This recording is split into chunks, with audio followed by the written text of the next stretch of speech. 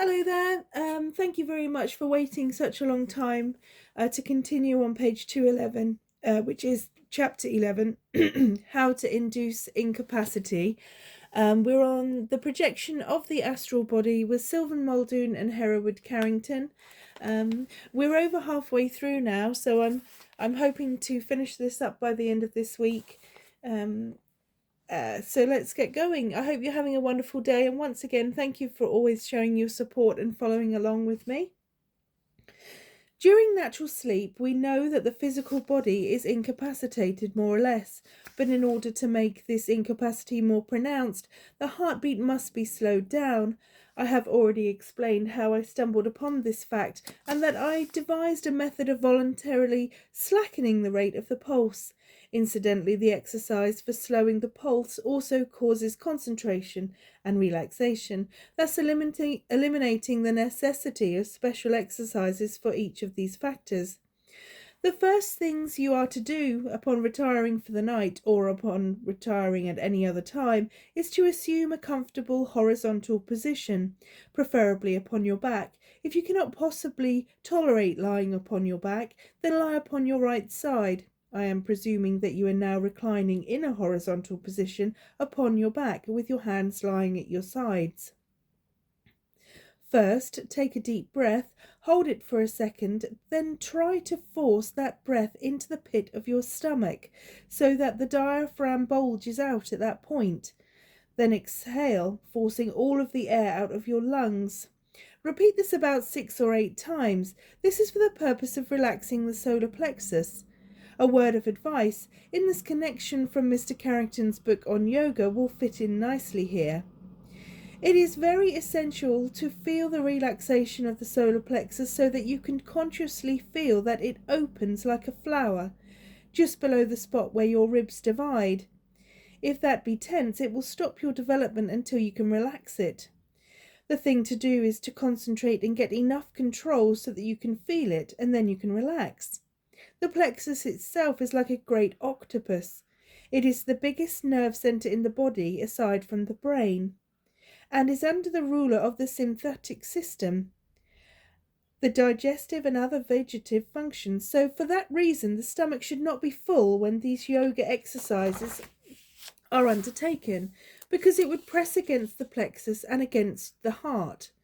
That is one of the reasons why it is very important that the stomach should be empty and the food very light. Next, close your eyes and picture yourself in your mind. Now, starting at the top of your head, think of your scalp and try to move it by tensing the proper muscles.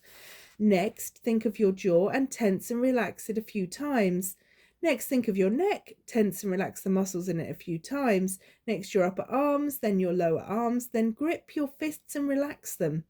Then, starting at the base of the neck, go downward, thinking of each part of the body in turn of the neck, go downward, thinking of each body part, and trying to tense the muscles at each particular spot, until eventually you are tensing and relaxing your toes, like a cat tensing and relaxing its paws while purring.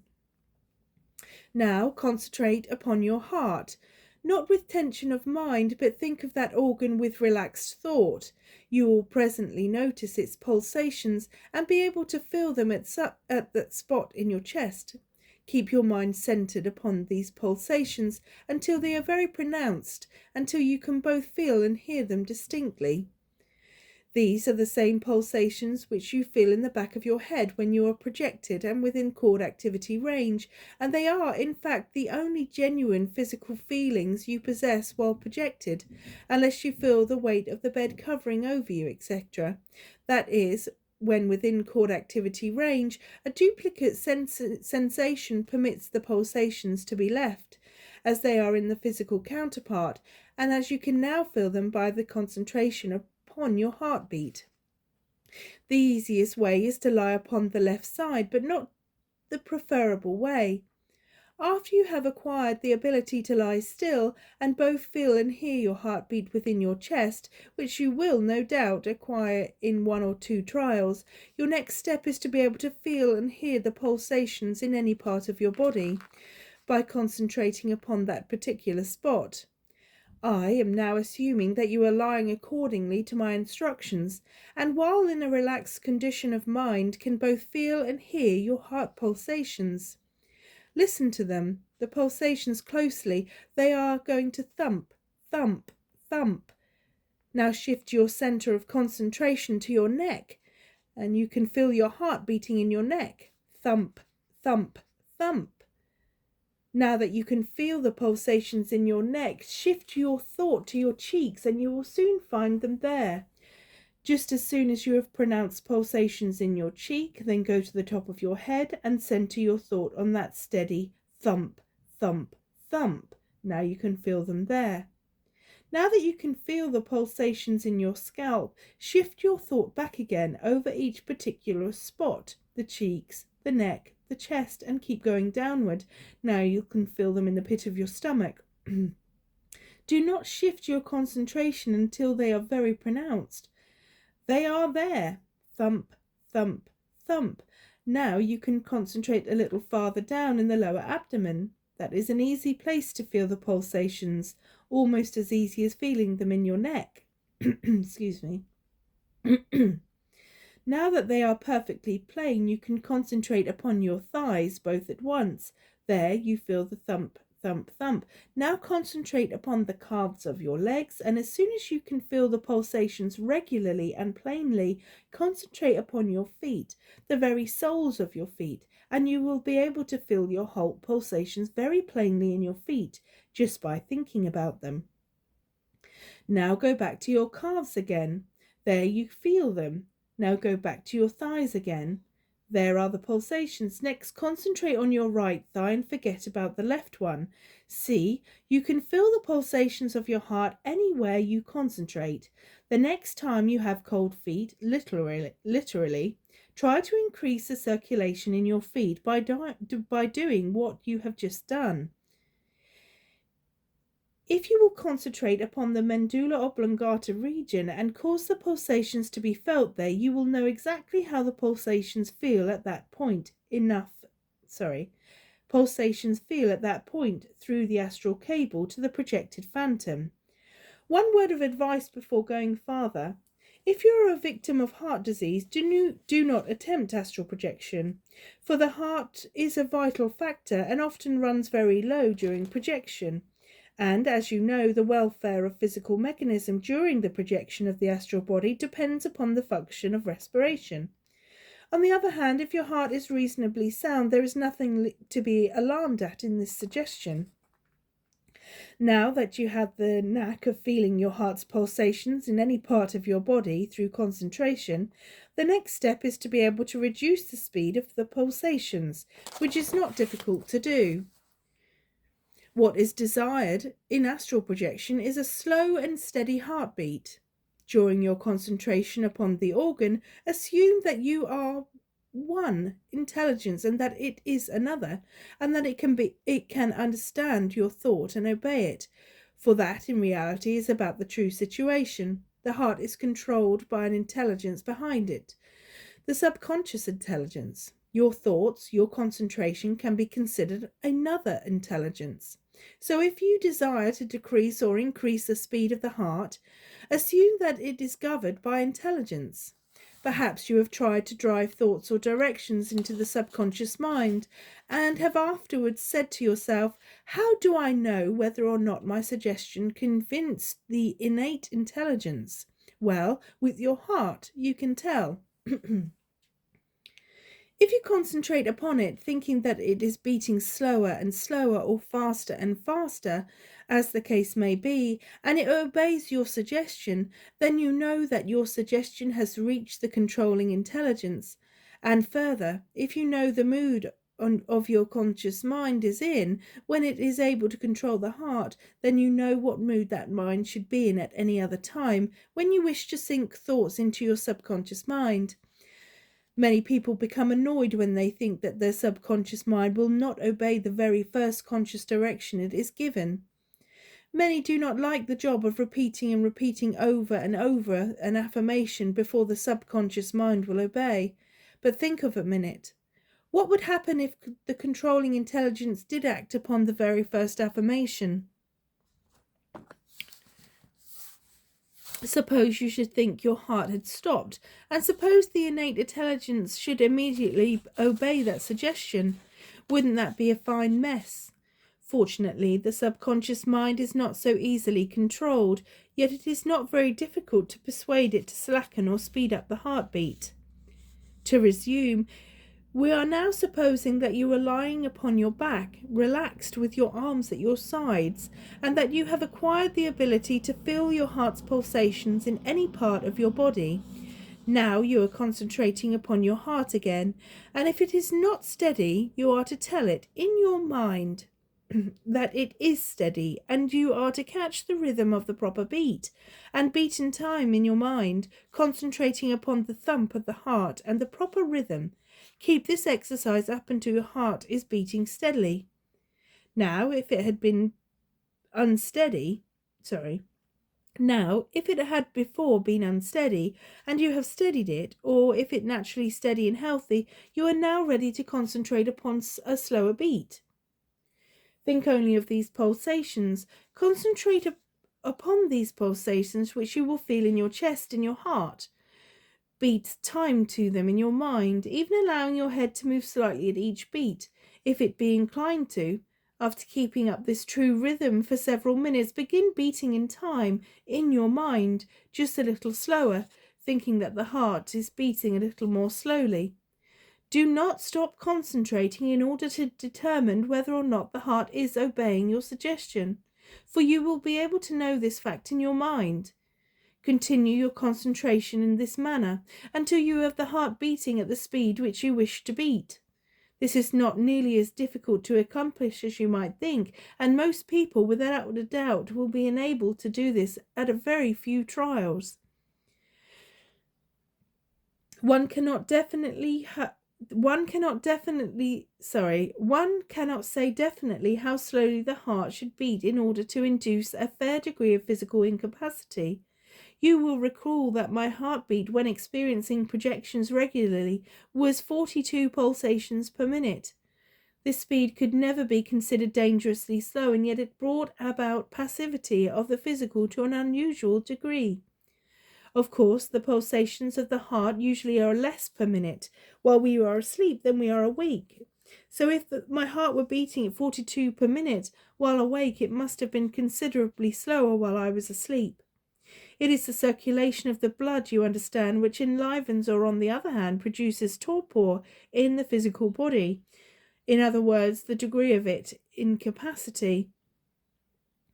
The normal heartbeat, of course, can be said to vary more or less in different individuals. While the physical body naturally is incapacitated to some extent during sleep, it is obvious that the reduction of the pulsations of 10 or 15 below normal will incapacitate the physical mechanism still more profoundly.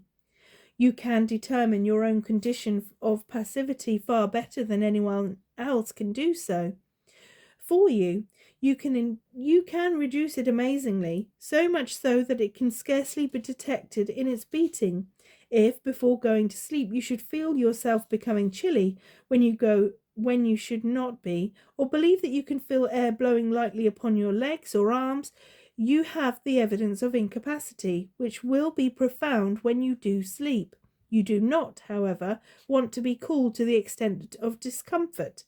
Try to hit upon some arrangements whereby you can be both cool and comfortable. On the other hand, if you do not fancy the slow heart idea and would prefer to try the experiment with the usual degree of passivity you possess during sleep with a normal heartbeat, you can do so and still not be immune to success. For as you know, many projections take place in this degree of physical calm. Naturally, the greater the incapacity, the greater the chance of success, and it is for this reason that I have given instructions for producing the more profound incapacity. The zone of quietude in natural sleep is governed very much by the condition of the physical body. The more lively the physical, the closer will the phantom stay to coincidence, just as it is governed by the amount of energy stored in the condenser of the astral body. The profound incapacity plus enervation and the phantom could move 2 feet out of coincidence as you enter sleep. On the other hand, if you go to bed without being tired, having an abundance of energy, plus physical enlivenment, you may not be able to go to sleep, and when you do, the phantom might only discoincide a fraction of an inch from the physical. Go to bed with enervation, but without physical passivity, and the phantom might move but 6 inches out of coincidence, etc., depending on the factors involved. As a rule, the phantom moves upward more and more as sleep becomes more and more profound. As one rises to sleep, the phantom may rest but 2 inches out of coincidence, but after sleeping for several hours, the phantom may be 1 foot out of the coincidence because the physical body had gradually become more passive. Most projections take place after the subject has slept for several hours for this reason. After you have gained the knack of slowing down the speed of the heart, you'll be surprised at the way in which that organ responds to your directions, and you will be able to reduce your pulse rate in a few moments.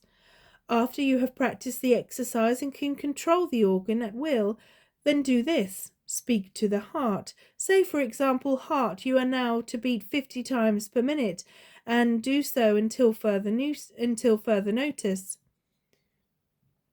You will be amazed to find that this organ will keep going at this speed until you tell it to do otherwise. It is like hypnotizing the controlling intelligence behind the heart. But do not give the heart this direction. Then grab your watch and say, "I don't believe it is doing this," as you time it to see, for the offsets the suggestion you have given it. If you insist on timing it, do so with the belief that the heart is beating 50 times per minute. Heart control is, as far as I know, the only sure way in which voluntary incapacity can be produced, and in practicing it that you are unconsciously promoting it. Consciousness of self, one of the most essential requisites in projection of the astral body.